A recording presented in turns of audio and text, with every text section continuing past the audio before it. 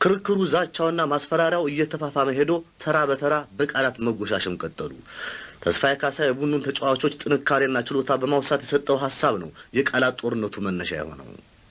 በጣም የምንተማመንበትና በመርፌ ቀዳዳ ይሾልካል በተፈለገው ቀዳዳ ሾልኮ ወዲያውኑ አሾልኮ በሾልኮው ላይ እንደገና ሾልኮ የሚያገባው በተለይ ፈጣኑ አጥቂያችን ሀብቴ ነው። ሀብቴ ለመያዝ አይመችም። ምናልባት የሰው ኃይል ተጨምሮ 7-8 ፖሊሶች ካልያዙት በስተቀር በእነሱ አቅም ብቻ ሀብቴ የሚያዝ አይደለም። እንዲሁም ደረጀም በጣም የኳስ ሰው ከመሆኑ የተነሳ ደረጀ ማለት ኮርና ራሱ መጥቶ ራሱ ሄዶ ነው እንደገና የሚያገባው። አዎ ላላየ ሰው ሊያስቅ ይችላል፣ ግን እኛ በተግባር ስላየን ነው። እንደዚሁም ምናልባት አለባቸውን እንውሰድ። ያለባቸው ባህሪ ምንድነው? ያጠቃል።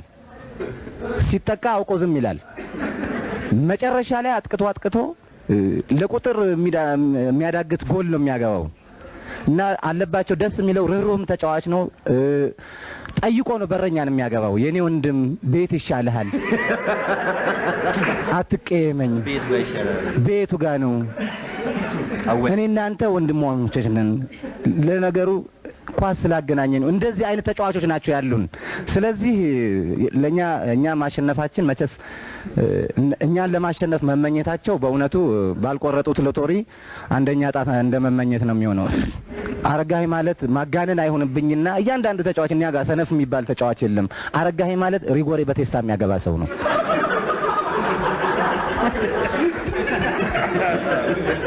በጣም ጸጋይ ማለት በነገራችን ላይ ፕሮፌሽናል ተጫዋች ነው የሚመስለው። ተጫዋችም ስለነበረ ነው ይመስለኛል። ጸጋይ ሲያታልል ዳኛውም አይቀረውም፣ ተመልካችም አልፎ አንዳንዴ የት እንዳለ ሁሉ አይታይም። ከሜዳው ውጭ ሁሉ ያታልላል።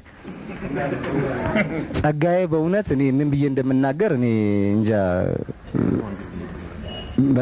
በጣም ብዙዎቹን እንደ ስራ ፈት ነው የሚያንገላታቸው።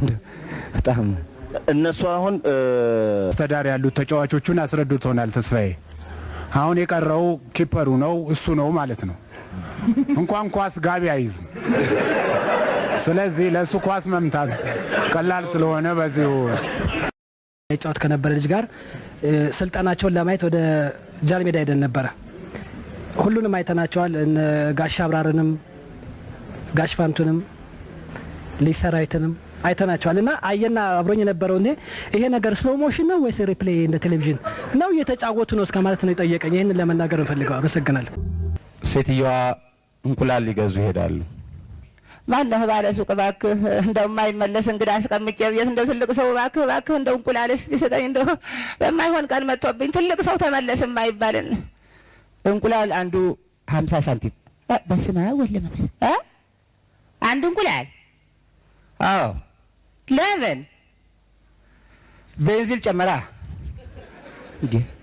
ኧረ ተው።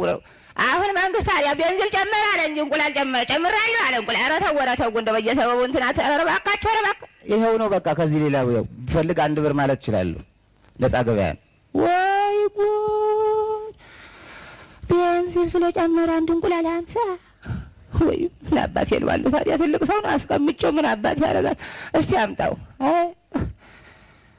ጉድ! ስማ ይሄ እንቁላል አንዱ 50 የሆነው ቤንዚን ስለጨመረ ነው ብለኸኛል። እንግዲህ አሁን ይሄ እንቁላል ሞቢል ነው ቶታል ነው የጣለው?